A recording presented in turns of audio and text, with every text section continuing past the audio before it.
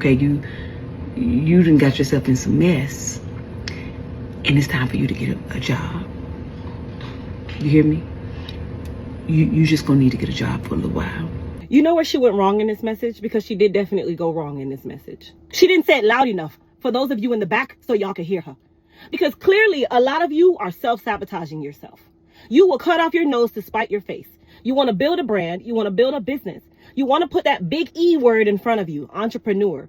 But if you're not willing to go and get a job, which is a short-term thing to help build this long-term goal, this legacy, if you're not willing to say, I'm going to put my pride down, I'm going to sacrifice to make sure that this business that I'm trying to build survives, and that my lifestyle that I want to live progresses, then you are already in the wrong. Because being an entrepreneur means that you think on your toes. You get up, you do whatever it takes to make sure that what you're building survives, or you let it go and you build something else.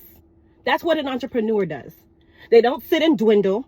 They don't allow themselves to go bankrupt by cutting off their nose and spiting their face just to say they're an entrepreneur and I'm going to do this at all costs, even if it costs me losing my home, even if it costs me losing the vehicle that I have to use for said business, because I won't get up and go get a job. That's where she went wrong. She should have said it louder. She should have put more bass in her voice and hair on her chest. She probably should have changed her skin color when she said it, because then you would look at it like, oh, they said a word. They said a word.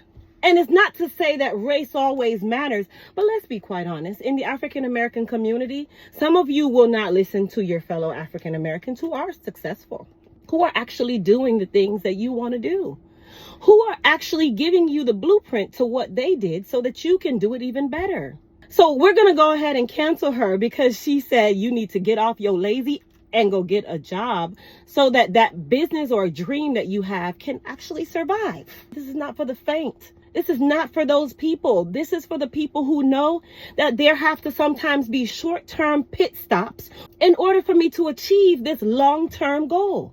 And if it requires you to go stand behind somebody's counter and say you want fries with that, then baby, that's just what it takes.